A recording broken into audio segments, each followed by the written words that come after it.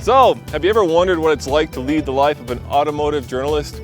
Well, we get to drive fun cars, but you already knew that. We also get to learn about the cars and get to experience them firsthand, and that's what the Rocky Mountain Driving Experience is all about. So sit back and relax as I show you the RMDE for 2012.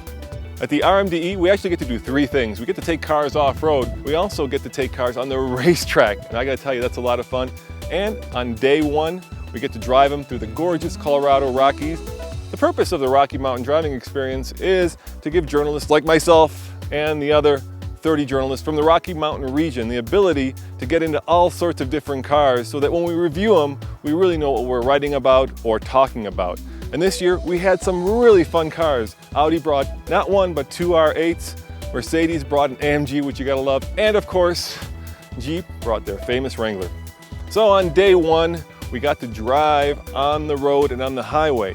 Estes Park, Colorado is home to Rocky Mountain National Park and the Stanley Hotel, made famous by Jack Nicholson in the movie The Shining. So it was a great opportunity to spend the day behind the wheel of regular cars to supercars. How can you not like that?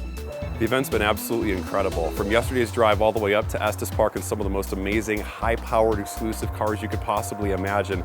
Being able to drive on roads with twists, turns, curves, accelerations, and drops unlike anything you'd be able to experience on a daily basis.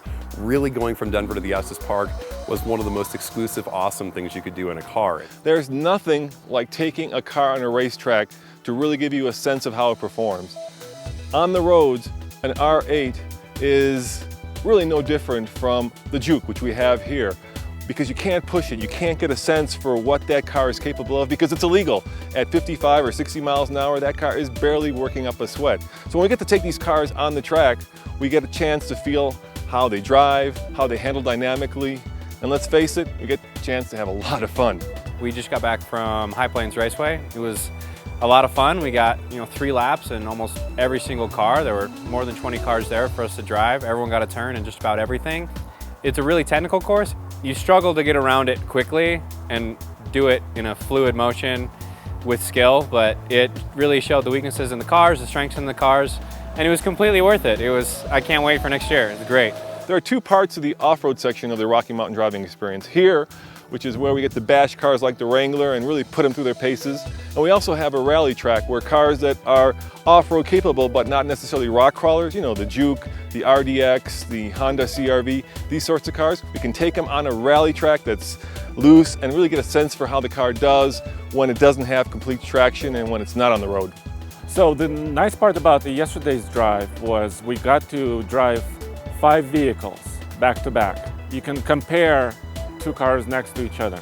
And because we drive 5 cars yesterday and even more cars today in a short amount of time, really gets me a good feeling about the differences and the little nuances of each car.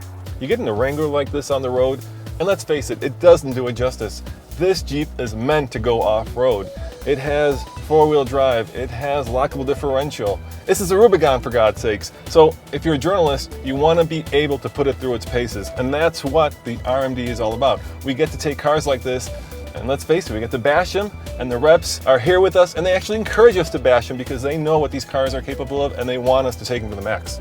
It's an incredible opportunity to drive as many cars back to back on similar courses as you can, so you really get the essences of what every different car is about and how every car handles in the most demanding situations you'd really ever put them in. So this is my first time to the event on behalf of Acura PR, and I thought that it was a great event. It was very well organized and well attended by not only the manufacturers, but also the media.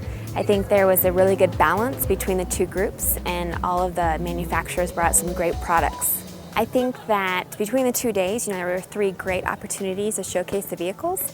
The first day with the road drive up to Estes Park, and then today with the track drive and also the off-road course. I think that it gave the manufacturers a great opportunity to decide where the vehicles were going to be placed, and for the journalists to experience them in different varieties.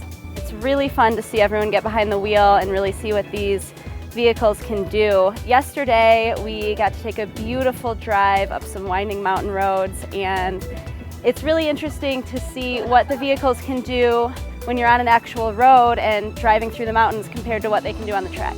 So one of the cars we got to drive in the rally course is this Juke, which is, hey! Hey, Emmy from Roadfly is here. Howdy, girl. Howdy, Roman, how are you? I am great. Did you have a good time? Oh my gosh, first of all, I was in this Juke. I loved it. Anyone who follows me on Roadfly or on Facebook knows that I have major Jukey love.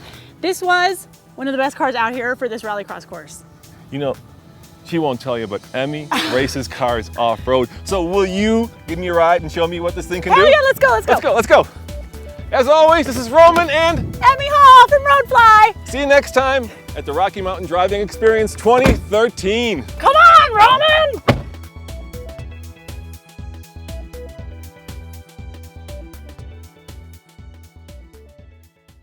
You don't get a sense for the Wrangler because it has skid plates. It has, obviously, four-wheel drive. It has a differential that you can lock. It has a door that's ajar. Come on, Roman. The key isn't in here. Oops. All right. We'll just cut it.